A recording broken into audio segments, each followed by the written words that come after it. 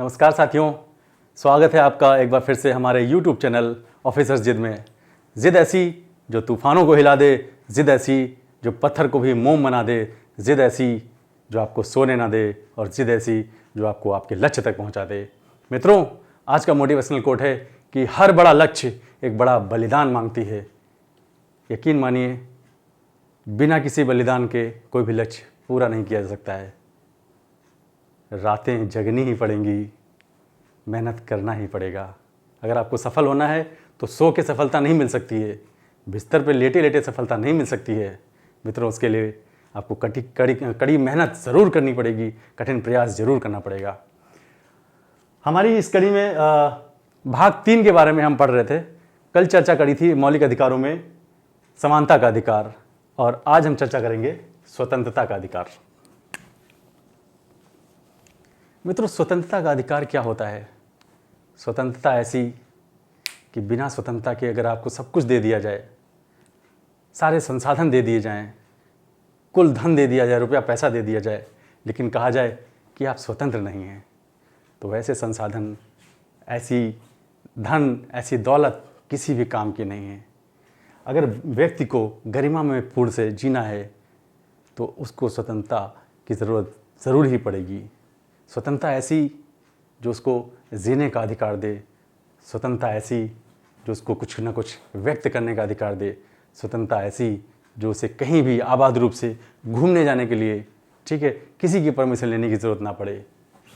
तो कहीं ना कहीं व्यक्ति के जीवन को अगर हम गरिमा में पूर्ण जीने के लिए प्रेरित करते हैं तो उसको स्वतंत्रता की आवश्यकता बिल्कुल पड़ती है। तो संविधान निर्माताओं ने इसी बात को ध्यान में रखते हुए हमें स्वतंत्रता का अधिकार दिया है। तो मित्रों, आज हम स्वतंत्रता के अधिकार के बारे में पढ़ेंगे। Article number 19।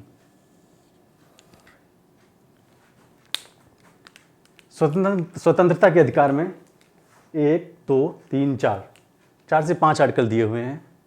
पहला है वाक स्वतंत्रता। वाक स्वतंत्रता का मतलब होता है कि कुछ भी व्यक्त करने की, फ्रीडम ऑफ स्पीच। दूसरा है अपराधों के लिए दोष सिद्धि के संबंध में संरक्षण। फिर है प्राण एवं दैहिक स्वतंत्रता का अधिकार। फिर ये 21 का, ये 86वें संविधान संशोधन 2002 में जोड़ा गया था, शिक्षा का अधिकार। फिर 22 है कुछ दशाओं में गिरफ्तारी व निरोध से संरक्षण। तो बारी बारी से इन स्वतंत्रताओं को हम पढ़ेंगे। पहला है वाक स्वतंत्रता। वाक स्वतंत्रता में आर्टिकल 19 में कहता है 6 स्वतंत्रताएं दी गई हैं। पहली है वाक एवं अभिव्यक्ति की स्वतंत्रता। वाक एवं अभिव्यक्ति की स्वतंत्रता का मतलब होता है कि हम कहीं भी आबाद रूप से बोल सकते हैं, भाषण दे सकते हैं, अपने विचारों को रख सकते हैं, अपने मत को रख सकते हैं वहाँ पर। तो वाक एवं अभिव्यक्ति की स्वतंत्रता यहाँ हमें संविधान प्रदान करता है। अगली है शांतिपूर्वक और निरायुध सम्मेलन करने का अधिकार।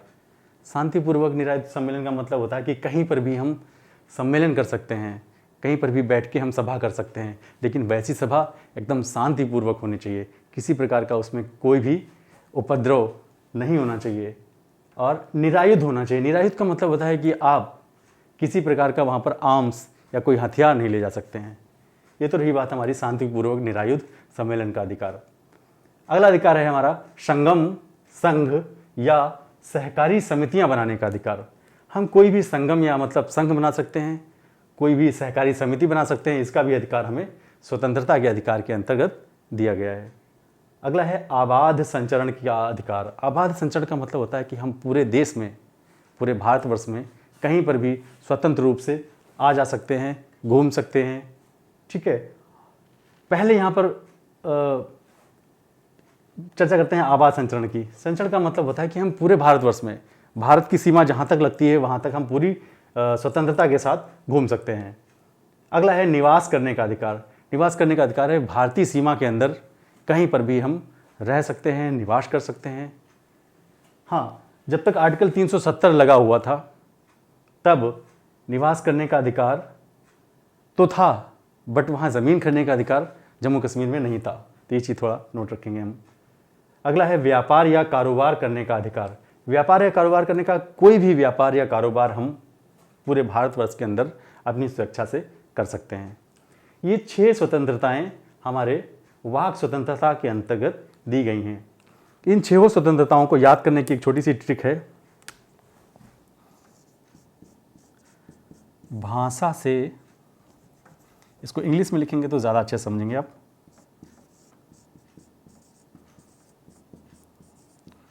भाषा से गुणी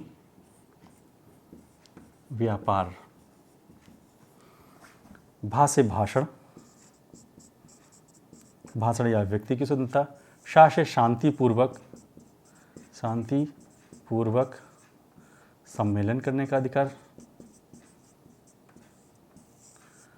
से मतलब संगठन बनाने का अधिकार, संगठन या संघ बनाने का अधिकार। जीव से घूमने का अधिकार मतलब आबाद संचरण का अधिकार। और NI से मतलब निवास का, भारतवर्ष में कहीं पर भी निवास। और व्यापार मतलब व्यापार या कोई भी कारोबार करने का अधिकार दिया गया। तो भाषा से गुणी व्यापार, आप 3-4 बार इसको देखेंगे, याद हो जाएगा। भाषा से गुणी व्यापार, भाषा से गुणी व्यापार। भाषण, शांतिपूर्वक सम्मेलन, संगठन, घूमने का अधिकार, निवास का अधिकार और व्यापार करने का अधिकार। तो ये छोटी सी ट्रिक है, इसको आपको ध्यान रखनी है। तो ये 6 स्वतंत्रताएं हमारे आर्टिकल नंबर 19 में दी गई हैं। अब हम बात करते हैं पहली, वाक एवं अभिव्यक्ति की स्वतंत्रता। वाक एवं अभिव्यक्ति की स्वतंत्रता मतलब होता है कि हम कुछ भी बोलने के लिए स्वतंत्र हैं। मित्रों, अगर हमारे दिल में कह रहा है कि हम शायरी गाएं, तो ज़रूर गाइए आप शायरी, आपको कोई नहीं रोकने वाला है। आपको कुछ लिखना है, डायरी लिखनी है, लिखिए, अपने विचारों को व्यक्त करिए। हाँ, उस चीज़ से किसी व्यक्ति की गरिमा पर कोई फ़र्क नहीं पड़ना चाहिए, राष्ट्र की एकता अखंडता पर कोई फ़र्क नहीं पड़ना चाहिए। ऐसे कंडीशन में कुछ ना कुछ प्रतिबंध राज्य लगा सकती है। ये चीज़ को भी ध्यान रखना है कि आपकी अभिव्यक्ति किसी अन्य के लिए मुसीबत ना बन जाए, इस चीज़ का भी हमें ख्याल रखना है। तो वाक एवं अभिव्यक्ति की स्वतंत्रताओं में कुछ ऐसी स्वतंत्रताएं हैं आपके सामने। पहली है अपने या किसी अन्य के विचारों को प्रसारित करने का अधिकार। हम अपने विचारों को किसी भी प्लेटफॉर्म पर प्रसारित कर सकते हैं, या किसी अन्य के विचारों को भी हम किसी भी प्लेटफॉर्म पर प्रसारित कर सकते हैं। तो ऐसा अधिकार हमें संविधान ने दिया हुआ है। अगला है प्रेस की स्वतंत्रता। जो प्रेस है वो कुछ भी छाप सकती है, ठीक है, उसकी स्वतंत्रता भी उसको मिली हुई है। अगली है व्यावसायिक विज्ञापन की स्वतंत्रता। व्यावसायिक विज्ञापन का मतलब अगर हम कोई धंधा कर रहे हैं, कोई बिजनेस कर रहे हैं, तो उसका हम प्रचार प्रसार कर सकते हैं। ऐसी स्वतंत्रता भी हमें संविधान द्वारा दी गई है। फिर अगला है फ़ोन टैपिंग के विरुद्ध अधिकार। बड़ा इंटरेस्टिंग है। फ़ोन टैपिंग के विरुद्ध अधिकार का मतलब है कि हमारा फ़ोन कोई हमारी जानकारी के बिना टैप नहीं कर सकता है, हमारी प्राइवेसी को कोई हनन नहीं कर सकता है। यहाँ पर आप अपनी गर्लफ्रेंड का फ़ोन भी, ठीक है, टैप नहीं करा सकते हैं। इस चीज़ को आप ध्यान रखना है, ठीक है। फ़ोन टैपिंग के विरुद्ध अधिकार, ये हमारा अधिकार है कि हम कुछ भी किसी से बात करें, अगला हमारी बातें कोई किसी भी तरीके से सुन नहीं सकता है। नेक्स्ट है प्रसारित करने का अधिकार। प्रसारित करने का अधिकार का मतलब होता है कि जो सरकार है इलेक्ट्रॉनिक मीडिया पर उसका एकाधिकार नहीं है। कहने का मतलब ये है सरकार प्रतिबंध नहीं लगा सकती है कि आप ये ना छापिए, ये छापिए, अपने मन मुताबिक चीज़ों को छपवा नहीं सकती है। ये अधिकार आपको मिला हुआ है संविधान से।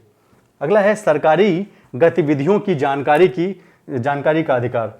सरकार कौन कौन सी गतिविधियां कर रही है, उन सारी गतिविधियों को जानने का हमारा अधिकार है, उसको हम स्वतः जान सकते हैं, ठीक है। अगला है अखबार पर प्रतिबंध के विरुद्ध अधिकार। किसी भी अखबार पर प्रतिबंध नहीं लगाया जा सकता है कि संबंधित अखबार ने सरकार के खिलाफ छाप दिया तो हम उस पर प्रतिबंध लगा दें। ऐसा मित्रों पॉसिबल नहीं है। अखबार छापने की स्वतंत्रता उसको मिली हुई है संविधान से। वो है कुछ भी छाप सकता है, लेकिन कुछ भी छापने में बस एक चीज़ याद रखेंगे कि वह चीज़ें हमारे भारतीय संविधान की संप्रभुता और अखंडता के विरुद्ध नहीं होनी चाहिए, संविधान के विरुद्ध नहीं होनी चाहिए, बस। फिर अगला है प्रदर्शन एवं विरोध का अधिकार। हमें शांतिपूर्वक किसी भी प्रदर्शन करने का, सरकार का विरोध करने का अधिकार है। शांतिपूर्वक हम इकट्ठा हो गए सभा में, हमने सरकार के खिलाफ नारे लगाए, सब कुछ किया, विरोध किया, लेकिन हम हड़ताल नहीं कर सकते हैं, बंदी नहीं कर सकते हैं, काम से हड़ताल नहीं कर सकते हैं। हाँ, भूख हड़ताल कर सकते हैं, वो हमारा व्यक्तिगत मामला है, लेकिन हड़ताल नहीं कर सकते। अभी कुछ दिन पहले आपने देखा होगा कि बिजली कर्मियों ने हड़ताल कर दी थी, लोगों के घरों में बिजली चली गई थी, सब परेशान थे, मोबाइल चार्जिंग के लिए परेशान थे, बहुत सारी दिक्कतें आई थी। वो चीज़ गलत है। आप हड़ताल नहीं कर सकते, सार्वजनिक हड़ताल नहीं कर सकते, ऐसा अधिकार संविधान हमें नहीं देता है।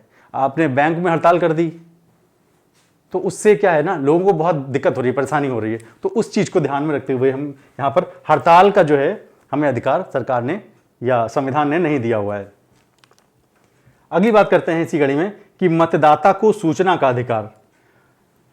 हम मतदाता हैं, अपना वोट डालते हैं, उम्मीदवार जो वहाँ खड़े होते हैं उनके बारे में हमें जानने का अधिकार है कि कौन सा उम्मीदवार कैसा है, उसका बैकग्राउंड कैसा है, कोई आपराधिक मामला तो उसके खिलाफ नहीं चल रहा है, या जो उम्मीदवार खड़ा हुआ है उसकी कितनी संपत्ति है, ये सब हमें जानने का अधिकार है, सूचना का अधिकार है यहाँ पर।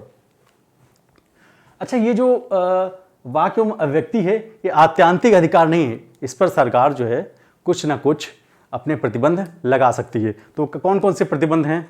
अगर ऐसा कोई मामला आता है जहां पर भारत की प्रभुता और एकता अखंडता की बात होती है, वहां पर मित्रों ये अधिकार हमसे छीन लिए जाएंगे, क्योंकि भारत की प्रभुता, एकता व अखंडता सर्वोपरि है। संविधान की जो एकता है वो सर्वोपरि है। ठीक है। फिर आता है राज्य की सुरक्षा। अगर बात आती है राज्य की सुरक्षा, अगर हमारी भाषण से या हमारी अभिव्यक्ति से हमारे राज्य की सुरक्षा पर प्रश्न चिन्ह उठता है तो ऐसी कंडीशन में भी हम इस पर प्रतिबंध लगा सकते हैं। अगला है कि लोक व्यवस्था। अगर मान लीजिए भाषण हम दे रहे हैं या हम अभिव्यक्ति कर रहे हैं कुछ और उससे प्रशासन को दिक्कत हो रही है, लोक व्यवस्था भंग हो रही है, ठीक है, हमारे भाषण से लोग भड़क गए हैं, तो भड़काऊ भाषण हम वहाँ पर नहीं दे सकते हैं। ठीक है। तो ऐसी अभिव्यक्ति हम नहीं कर सकते हैं कि सामने वालों को हम भड़का दें और फिर वो दंगा फसाद करने लगे। ये भी संविधान ने अधिकार जो दिया था उस पर हम प्रतिबंध लगा सकते हैं। अगला है शिष्टाचार एवं सदाचार के हित में। कोई शिष्टाचार और सदाचार के हित के विरुद्ध अगर बात हो रही है वहाँ पर, तो उस कंडीशन में भी हमारे ऊपर प्रतिबंध लगाए जा सकते हैं वाक्य एवं अभिव्यक्ति की स्वतंत्रता के ऊपर। फिर है अगला न्यायालय की अवमानना पर। अगर हमारी वाक्य एवं अभिव्यक्ति ऐसी है जो न्यायालय की अवमानना पर है, न्यायालय ने कोई टीका टिप्पणी करी है, उसके विरुद्ध अगर हम टीका टिप्पणी कर रहे हैं तो मित्रों वैसी स्वतंत्रता भी हमसे छीनी जा सकती है, उस पर भी हमारे प्रतिबंध लग सकते हैं। अगला है मानहानि। मानहानि का मतलब होता है कोई व्यक्ति है, ठीक है, किसी व्यक्ति को घृणा की दृष्टि से या उस पर कोई गलत टीका टिप्पणी करने से या मजाक या उसका तिरस्कार कर रहे हैं, तो ऐसी कंडीशन में भी हमारी जो अभिव्यक्ति की या वाक्य की स्वतंत्रता है वो छीनी जा सकती है कहीं ना कहीं। तो ये तो रही बात हमारी वाक्य एवं अभिव्यक्ति की स्वतंत्रता। अगली बात हम करते हैं शांतिपूर्वक और निरायुध सम्मेलन का अधिकार। ये अधिकार भी हमें स्वतंत्रता के अधिकार के तहत आर्टिकल नंबर 19 इसका भाग 2 कहता है कि शांतिपूर्वक और निरायुध सम्मेलन का अधिकार। मित्रों, हम कहीं पर भी सम्मेलन कर सकते हैं, सभा कर सकते हैं, लेकिन वो सभा हमारी पूरी तरह से शांतिपूर्वक होनी चाहिए। ऐसा नहीं कि हमने सभा किया शाम को और अगले ही दिन दंगा भड़क गया। नहीं, हमारी सभा से किसी प्रकार का कोई घृणा के वाक्य या कोई भड़काऊ भाषण नहीं होगा। पूरी तरह से वहाँ पर शांति की, हाँ, अपनी बात हमको सरकार तक कहनी है तो पूरी तरह से हम बिल्कुल विनम्र होकर अपनी बात कहेंगे, एकजुट होकर कहेंगे। फिर कह रहा है निरायुध सम्मेलन। निरायुध का मतलब होता है कि हमारे हाथों में किसी प्रकार का कोई हथियार नहीं होगा। अब पता लगा हम तलवार लेके 100 लोग एक जगह इकट्ठा हो गए और खड़े हैं, भले से शांतिपूर्वक है लेकिन देखने में कहीं ना कहीं भड़काऊ लग रहा है। जब 100 तलवारें एक साथ खड़ी हैं या 100 लाठी खड़ी हैं, अब वो शांतिपूर्वक रहा ही नहीं, बचा ही नहीं। तो निरायुध कहने का मतलब हमारे हाथों में किसी प्रकार का कोई हथियार नहीं होना चाहिए। अगला है संगम। और इस शांतिपूर्वक और निरायुध सम्मेलन में भी कुछ हमें प्रतिबंध लगाए गए हैं कि अगर ऐसा कुछ है कि जो भारत की प्रभुता और एकता अखंडता को नष्ट कर रहा है तो उस कंडीशन में भी क्या है, यहाँ पर हम उसके अधिकारों को प्रतिबंधित कर सकते हैं। दूसरी चीज है कि अगर ऐसा सम्मेलन जनता के हित के विरुद्ध है, जनता का हित मतलब कि ऐसे सम्मेलन से किसी प्रकार को जनता को कुछ दिक्कत हो रही है तो ऐसे सम्मेलन पर वहाँ पर सरकार प्रतिबंध लगा सकती है।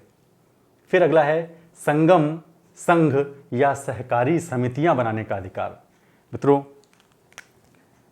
संविधान ने हमें संघ बनाने का अधिकार दिया है कि हम अपने तरीके से 4 लोग मिलकर किसी भी संघ को बना सकते हैं, किसी भी समिति को बना सकते हैं। ये अधिकार हमें दिया गया है। लेकिन ऐसा अधिकार भी आत्यांतिक नहीं है। इस अधिकार पर भी कुछ ना कुछ प्रतिबंध लगाए सकते हैं। इस पर भी वही प्रतिबंध लागू होंगे जो ऊपर के स्वतंत्रताओं पर लागू हुए थे। कैसे कि अगर बात भारतीय संविधान की आ जाती है, भारतीय संप्रभुता की आ जाती है, भारतीय एकता व अखंडता की आ जाती है, तो वहाँ पर भी संगम, संघ और सहकारी समितियाँ बनाने का अधिकार हमसे कहीं ना कहीं प्रतिबंधित किया जा सकता है। फिर अगले अधिकार की कड़ी में हम देखते हैं आबाद संचरण की अधिकार। आबाद संचरण का मतलब होता है कि भारतवर्ष के अंदर जो भारत की सीमा है, बहुत बड़ी सीमा है भारत की, जहाँ तक लगती है पूरब से पश्चिम, उत्तर से दक्षिण, ठीक है, हम कहीं पर भी आबाद रूप से जा आ सकते हैं। हमें कोई भी नहीं रोक सकता है, ना कोई रोक सकता है, ना कोई टोक सकता है आप कहाँ जा रहे हो। ठीक है, ये हमारी स्वतंत्रता दी गई है। देखिए, ये बहुत बड़ी स्वतंत्रता है हमारी आबाद संचरण की। लेकिन यहाँ पर भी करीब कुछ प्रतिबंध लगाए गए हैं। ऐसा प्रतिबंध है कि अगर साधारण जनता के हित में नहीं है, जो हमारा संचरण है साधारण जनता के हित में नहीं है, सपोज हम कोई बहुत फेमस व्यक्ति हैं, ठीक है, और हमारे कहीं जाने से ऐसा लग रहा है कि समाज में कुछ भड़काऊ चीज़ें हो जाएंगी या दंगा फसाद हो सकता है, तो ऐसी कंडीशन में हमारे ऊपर प्रतिबंध लगाया जा सकता है। एक प्रतिबंध और लगाया जा सकता है कि हम कुछ किसी ऐसे क्षेत्र में जा रहे हैं जो क्षेत्र पूरी तरह से अनुसूचित जनजातियों के लिए संरक्षित किया गया है, उनकी संस्कृति के लिए, उनकी सभ्यता के लिए। अगर उस क्षेत्र में हम जा रहे हैं और कहीं ना कहीं उनके हितों का टकराव हो रहा है, तो ऐसी कंडीशन में भी हमें रोका जा सकता है, हमारे ऊपर प्रतिबंध लगाया जा सकता है। इस चीज़ को भी आपको ध्यान रखना है। अगली स्वतंत्रता दी गई है हमें निवास करने का अधिकार। भारतवर्ष के अंदर, भारत की सीमा के अंदर कहीं पर भी हम रह सकते हैं, कहीं पर भी निवास कर सकते हैं। ये हमारा अधिकार हमें दिया गया है। लेकिन अगर हम जम्मू कश्मीर की बात करें तो मित्रों, जम्मू कश्मीर जब धारा 370 नहीं हटी थी, उससे पहले वहाँ पर हम रह तो सकते थे, लेकिन अपनी ज़मीन नहीं खरीद सकते थे, अपना घर नहीं खरीद सकते थे। लेकिन आज की तारीख में वहाँ ज़मीन भी खरीद सकते हैं, वहाँ घर भी खरीद सकते हैं। धारा 370 पूरी तरह से हट गई है। तो निवास करने का अधिकार दिया गया हमें। भारत के अंदर, भारत की सीमा के अंदर हम पूरी तरह से रहने के लिए सक्षम हैं। अगला है व्यापार या कारोबार करने का अधिकार। व्यापार या कारोबार करने का अधिकार का मतलब है कि जो किसी भी कारोबार करने के लिए भारतीय सीमा के अंदर हम पूरी तरह से स्वतंत्र हैं। कैसे? सपोज अगर हम चाय का ठेला लगाना चाहते हैं तो लगाओ, आजकल तो सब लगा रहे हैं, आपने देखा होगा, चाय वाली, ठीक है, MBA चाय वाला, है ना। तो कोई भी व्यापार करिए, आपसे कोई पूछने नहीं जा रहा है कि कहाँ कर रहे हैं, पूरे भारतवर्ष में, ठीक है, निर्बाध रूप से व्यापार करिए आप पूरी तरह से स्वतंत्र हैं। तो स्वतंत्रता के अधिकार में आपने देखा कि वाक स्वतंत्रता, दूसरी देखिए शांतिपूर्वक निरायुध सम्मेलन का अधिकार, तीसरा है संगम या संघ बनाने का अधिकार, चौथा है आबाद संचरण का अधिकार, फिर है निवास करने का अधिकार और है व्यापार या कारोबार करने का अधिकार। इसको याद करने की भी ट्रिक हमने बताई थी कि भाषा से गुनी व्यापार, भाषा से गुनी व्यापार। मित्रों, इसको अगर बार बार आप 2-3 बार आप देखेंगे तो रट जाएगा। भाषा से गुनी व्यापार। तो यकीन मानिए मित्रों, जो पढ़ा रहा हूँ एक बार आप पूरा नोट्स बना के पढ़ लीजिए, इससे बाहर किसी भी एग्जाम में नहीं आने वाला है। पूरा डिटेल्ड आपको मैं एक डिटेल वे में पूरा पढ़ा रहा हूँ, इससे बाहर कहीं कुछ नहीं आने जा रहा। पढ़ाने के बाद इससे के क्वेश्चंस में करवाऊंगा, तो आप नेक्स्ट कड़ी में देखेंगे इसके क्वेश्चंस। भाषा से गुनी व्यापार, भाषण, शांतिपूर्वक सम्मेलन, संगठन, घूमने का अधिकार और निवास का अधिकार। और अगला है व्यापार करने का अधिकार। ये तो रही बात आर्टिकल 19 की। आगे देखते हैं आर्टिकल नंबर 20। आर्टिकल नंबर 20 कहता है कि अपराधों के लिए दोष सिद्धि के संबंध में संरक्षण। मित्रों, जो हमारा संविधान है वह व्यक्तियों के लिए तो स्वतंत्रताएं देता ही देता है, जो अपराधी हैं उनके लिए भी कुछ स्वतंत्रताएं देता है। कहने का मतलब अगर हमने कोई अपराध किया है, ठीक है, तो कुछ उनके भी अधिकार हैं, उनका भी संरक्षण हमारे भारतीय संविधान द्वारा दिया गया हुआ है। तो उन संरक्षणों की बात हम यहाँ पर आर्टिकल नंबर 20 में करने वाले हैं। पहला कहता है कि कार्योत्तर विधियों से संरक्षण, कार्योत्तर विधियों से संरक्षण। दूसरा है दोहरे दंड से संरक्षण, और तीसरा है आत्म अभिशंसन से संरक्षण। तो पहले ही बात करते हैं हम कार्योत्तर विधियों से संरक्षण। कार्योत्तर विधियों से संरक्षण का मतलब होता है कि किसी व्यक्ति को किसी अपराध के लिए तब तक दोष सिद्ध नहीं किया जाएगा जब तक कि उसने कोई ऐसा कार्य नहीं किया है जो उस कार्य को करते समय लागू किसी विधि के अधीन अपराध है। इसका मतलब है कि अगर मान लीजिए कोई कार्य ऐसा है, ठीक है, कोई कार्य किसी व्यक्ति ने किया, मान लीजिए 2015 में किया, ठीक है, कोई कार्य किसी व्यक्ति ने 2015 में किया, उस समय विधि में उस कार्य के लिए दंड का प्रावधान नहीं था, दंड का प्रावधान नहीं था। कहने का मतलब वह कार्य 2015 में अपराध की श्रेणी में नहीं आ रहा था, लेकिन 2023 में मान लो, ठीक है, 2023 में वह कार्य अपराध की श्रेणी में डाल दिया गया। कहने का मतलब अगर वह कार्य अब किया जाएगा 2023 में तो उसके लिए दंड दिया जाएगा, लेकिन व्यक्ति ने कब कार्य किया है? 2015 में, ठीक है। तो कहीं ना कहीं अगर वो कार्य पहले किया था जिस टाइम उस कार्य के लिए कोई दंड का प्रावधान नहीं था, तो उसे 2023 में कोई दंड नहीं दिया जा सकता, ठीक है। यही इसका मतलब कि कार्योत्तर विधियों से संरक्षण है ना। अगर बाद में कोई विधि बनाई जा रही है तो पहले किए गए कार्यों के लिए उसे दंडित नहीं किया जा सकता है। अगला आर्टिकल कहता है कि दोहरे दंड से संरक्षण। दोहरे दंड से संरक्षण का मतलब है मित्रों कि अगर हमने कोई अपराध किया है या किसी व्यक्ति ने अपराध किया है, ठीक है, तो एक ही अपराध के लिए उसे 2 बार दंडित नहीं किया जा सकता है। सपोज किसी ने किसी का मर्डर कर दिया, तो उस एक मर्डर के लिए उसे 2 बार सज़ा नहीं हो सकती है, ठीक है, कि एक बार उसको फांसी की सज़ा मिल गई, दूसरी जगह उसको उम्र कैद की सज़ा मिल गई, नहीं, एक दंड के लिए एक ही बार सज़ा मिलेगी। हाँ, वो बात अलग है कि अगर आपने अपराध 2 तरीके के किए हैं, चोरी करी है, डकैती की है, किसी की हत्या की है, तो फिर अलग अलग मामलों में अलग अलग दंड दिया जा सकता है, लेकिन एक ही अपराध के लिए 2 बार दंड नहीं दिया जा सकता है। अगली बात है कि आत्म अभिशंसन से संरक्षण। इसको समझेंगे, आत्म अभिशंसन क्या होता है। आत्म अभिशंसन से संरक्षण। आत्म अभिशंसन का मतलब होता है कि हम अपने ही खिलाफ साक्ष्य लाने के लिए बाध्य नहीं हैं। हाँ, अगर हम चाहें का मतलब कि हम अगर स्वेच्छा से चाहें कि अपने विरुद्ध हम ले आएँ कोई भी साक्ष्य, तो वो तो मंजूर है, लेकिन हम किसी के द्वारा प्रेशर देकर वो काम नहीं कर सकते हैं, ठीक है। सपोज हमने किसी का मर्डर कर दिया या किसी व्यक्ति ने किसी का मर्डर कर दिया, है ना, तो अगर वो स्वेच्छा से जाए न्यायालय के पास और कहे कि हमने इनका मर्डर किया है, इस चाकू से किया है, ये साक्ष्य हैं, वो ठीक है, लेकिन न्यायालय आपसे फोर्स नहीं कर सकती कि जाओ अपने खिलाफ साक्ष्य लेके आओ, ठीक है। तो आत्म अभिशंसन का मतलब होता है कि अपने ही विरुद्ध साक्ष्य लाने के लिए हम, है ना, बाध्य नहीं है। ये रही बात। अगली स्वतंत्रता है आर्टिकल नंबर 21 के तहत प्राण एवं दैहिक स्वतंत्रता का अधिकार। प्राण एवं दैहिक स्वतंत्रता का अधिकार का मतलब होता है कि किसी व्यक्ति को उसके प्राण या दैहिक स्वतंत्रता से विधि द्वारा स्थापित प्रक्रिया के अनुसार ही वंचित किया जा सकता है। कहने का मतलब कि कानूनी तौर के अलावा किसी भी व्यक्ति को प्राण एवं दैहिक स्वतंत्रता से उसको वंचित नहीं किया जा सकता है, ठीक है। अगर लोकहित में ऐसी कोई बात आती है कि किसी व्यक्ति को ऐसी स्वतंत्रताओं से वंचित किया जा सकता है, तो सिर्फ और सिर्फ विधिक कार्यवाही के द्वारा ही। तो इस स्वतंत्रताओं में, ठीक है, कुछ स्वतंत्रताएं हमको दी गई हैं जिनको हम बारी बारी से समझेंगे। पहली है मानवीय प्रतिष्ठा के साथ जीने का अधिकार। मित्रों, हर एक व्यक्ति को गरिमामय पूर्ण जीवन जीने का अधिकार होता है, मानवीय प्रतिष्ठा के साथ जीने का अधिकार होता है। तो ये अधिकार हमें संविधान ने दिया है कि किसी भी व्यक्ति को मानवीय प्रतिष्ठा के साथ जीने का अधिकार है।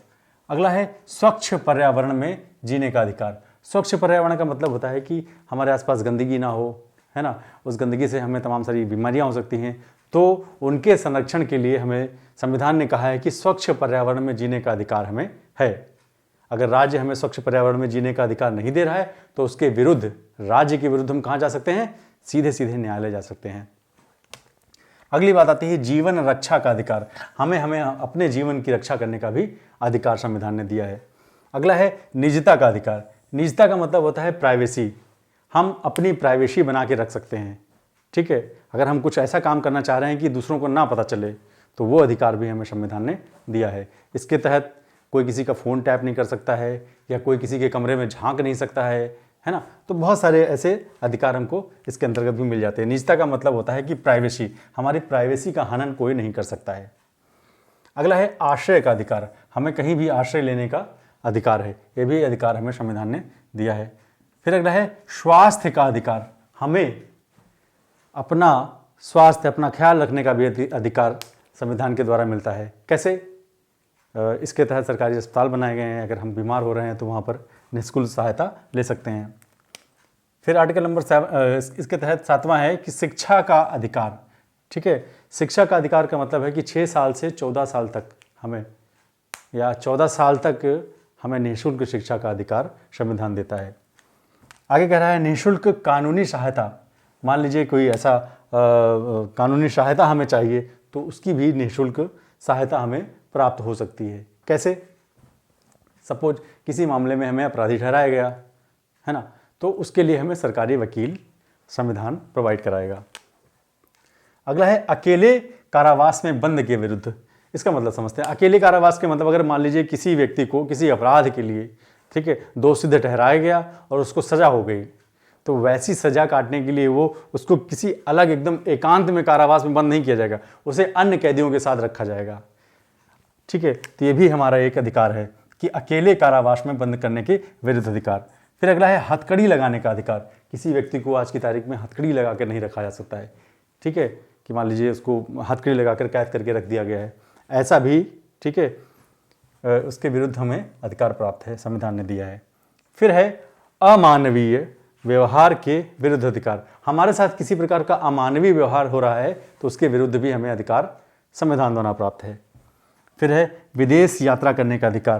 मित्रों, हम विदेश में आ जा सकते हैं, किसी भी देश को जा सकते हैं, ठीक है, तो ऐसा अधिकार भी हमें संविधान ने दिया है। फिर कह रहा है कि पहाड़ी क्षेत्रों में मार्ग का अधिकार। जो पहाड़ी क्षेत्र हैं वहाँ जाना दुर्लभ होता है, दुर्गम होता है। ऐसे क्षेत्रों में अगर हम मार्ग की बात करें तो मार्ग पाने का अधिकार भी हमें संविधान देता है। फिर कह रहा है सूचना का अधिकार। हमें किसी भी प्रकार की कोई भी सूचना प्राप्त करने का भी अधिकार संविधान देता है। फिर अगली है शयन का अधिकार।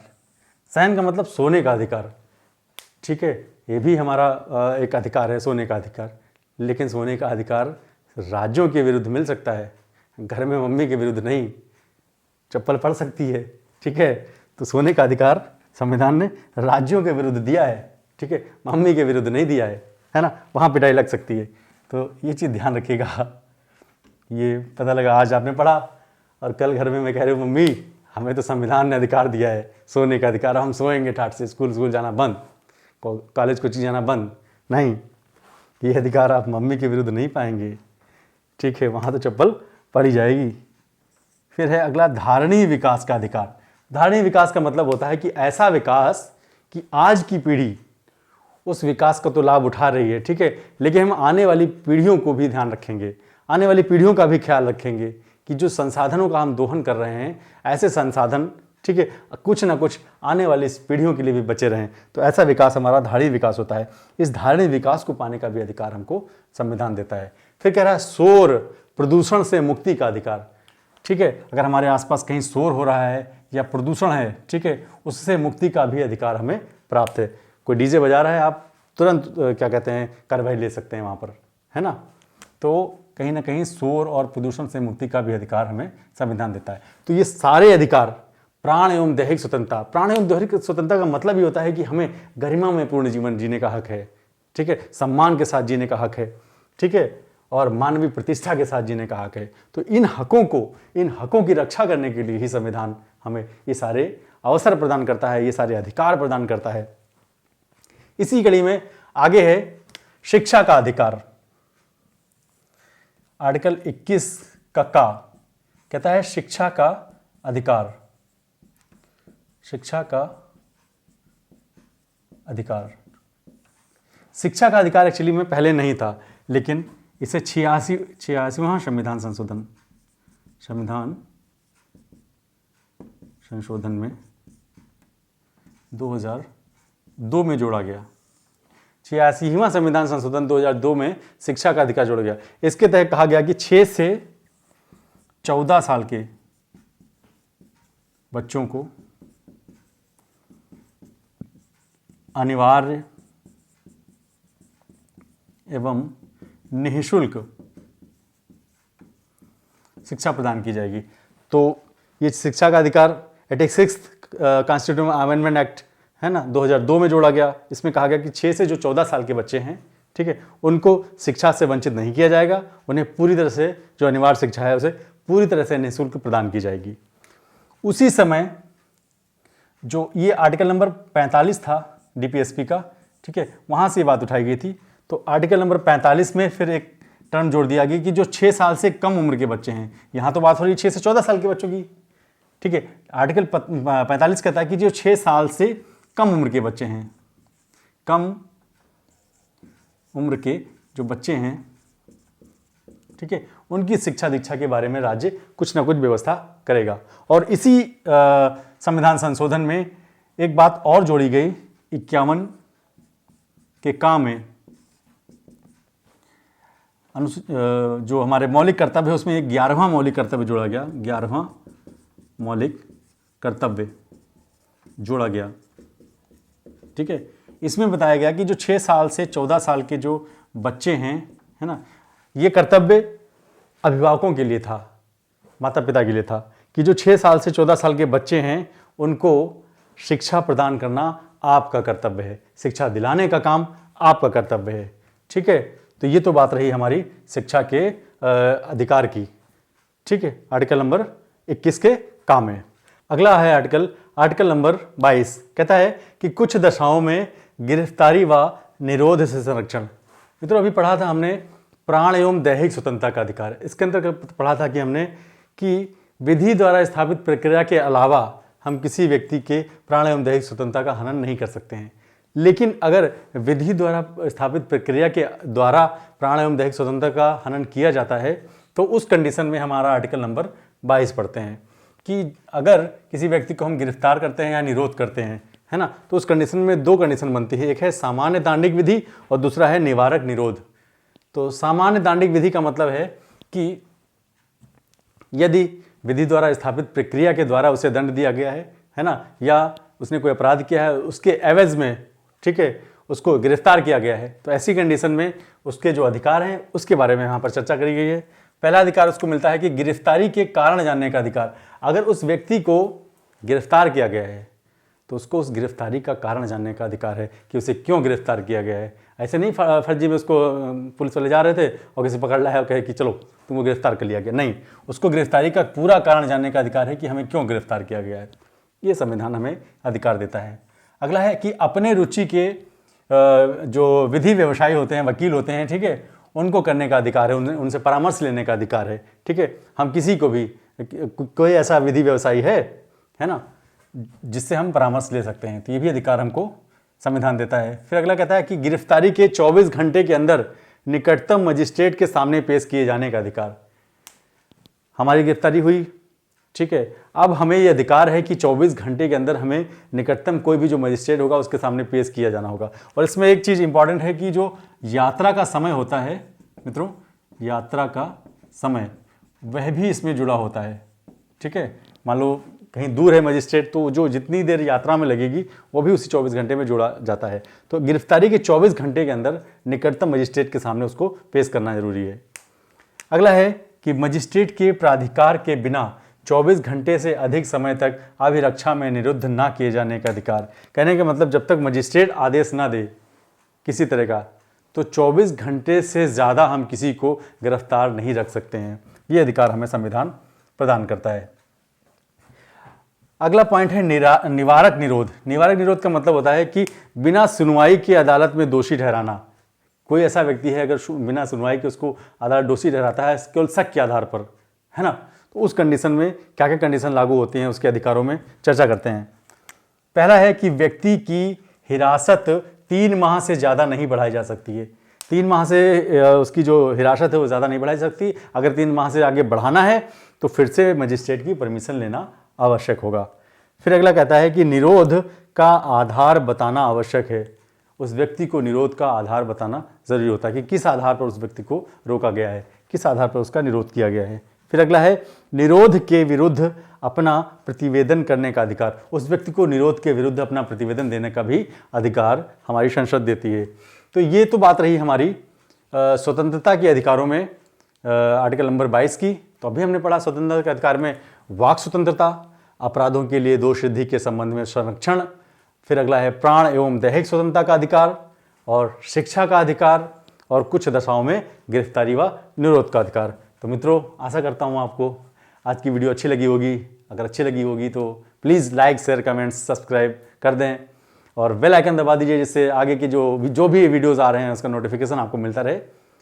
Thank you.